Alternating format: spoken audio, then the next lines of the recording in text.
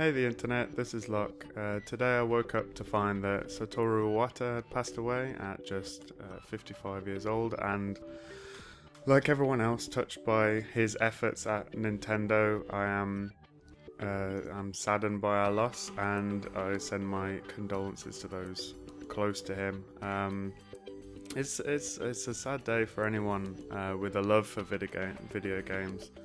Iwata was a man who had a clear vision that games should be enjoyed by everyone. He said that games should be fun. He said that games should be fun for everyone in a time when others in the industry treat the word fun like it's some sort of dirty word, like fun something to be distanced from, as we're all super serious and adult about video games. And you know, while we can argue all day about what games should be, and I do regularly, you know, the message that games should be for everyone was a message of inclusion that is it's only really now being addressed and adopted by the industry at large. And I think that Satoru Iwata was ahead of his time, and I think he's left a legacy that will be felt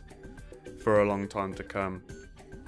I often talk about accessibility in games. It's something that I think is very important, particularly in MMOs. And you know, the word accessibility, it can mean many things to many people. But I think the phrase "games are for everyone" quite neatly sums up where I'm at conceptually with the idea. You can see me playing Trove right now. It's a game from Triumph Worlds. It's just been officially released. It certainly fits neatly into this message. I was going to talk more about it today, but things happened. The short version is, it's really fun and it's free, so have at it. It's a great game for younger players or people that may not be as familiar with MMORPGs. A gateway game, if you will, something you can have fun with anyone. Although one demographic it probably wouldn't appeal to is the hyper competitive AAA Type A player. You know, I doubt Method or Redguard will be representing this game. You know, it's unlikely we'll be watching Cloud9 versus Fnatic in Trove anytime soon, and I think that's fine. I think it's better than fun. I think it's really good. I think not everything should play to the same crowd. That's a recipe for stagnation that plagues not just MMOs but the game industry at large. And part of this problem is created by the self-fulfilling feedback loop that marketing around games creates. You know, teenage boys have always been a decent sized chunk of the video game audience, and despite no longer being the largest chunk, they're still the focus of much of the marketing. And marketing to boys is usually based on the assumption that they want to be, you know, quote, real men, without understanding what that really means. And you know, it's easy to make games about shooting things. So we end up in this marketing cycle that takes the low-hanging fruit, because, as we all know, as MMO players, most people will take the path of least resistance to their goal. And Nintendo, I think, have done a lot to address the imbalance that this creates, the sort of self-fulfilling cycle that this creates in recent years. You know, when it became obvious that adverts for the Wii just had to include players, you couldn't just put the gameplay on the screen because it just looks kind of weird. But you know, Nintendo made the active decision within that marketing, within those adverts, to be as inclusive as possible, and the Wii obviously became a phenomenon, and Nintendo took all the money that was being left on the table because they believed and they were willing to, you know, to stick their neck out for the idea that games are for everyone. And I think I think that because of aggressive marketing strategies of previous decades, and I think because of the unusual form factor of the Wii as well, the assumption still remains that, you know, for a certain type of game, the player should essentially look like a smaller and less hairy version of me. You know, the stereotypical Xbox Live user. The stereotype is too prevalent to ignore, and you all know what I mean by that when I say it. And I think it's largely because of this that in my personal life I'm often asked how I got my wife into playing video games. The answer to which, as many of you will get right away, is she got her own damn self into video games long before I came along to ruin the fun with my endless drivel about MMOs. But, you know, being into video games is like saying you're into sports. You know, if one of you loves Celtic football and the other loves badminton, you know, there's not a huge amount of crossover there really in practice. My wife tends to enjoy she's really into survival games like DayZ.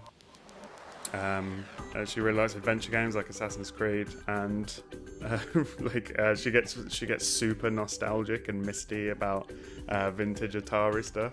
And obviously I'm more into MMOs. I really like old school RPGs.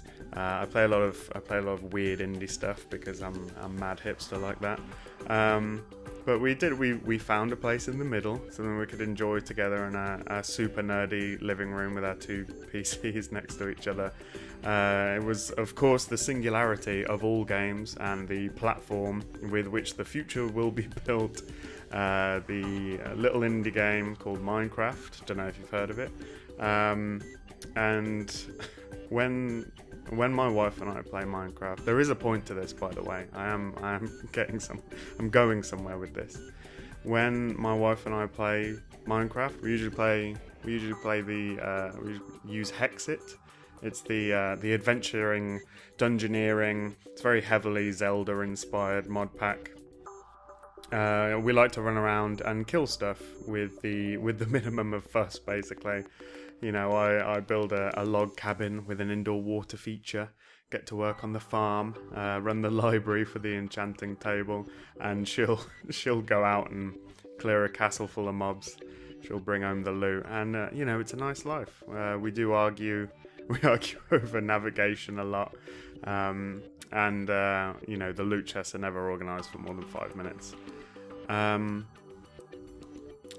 that's it really. When I think about games being for everyone, I think about, you know, a lot of people, the attitude to Minecraft is like everyone in the world who's 10 and under is playing this game.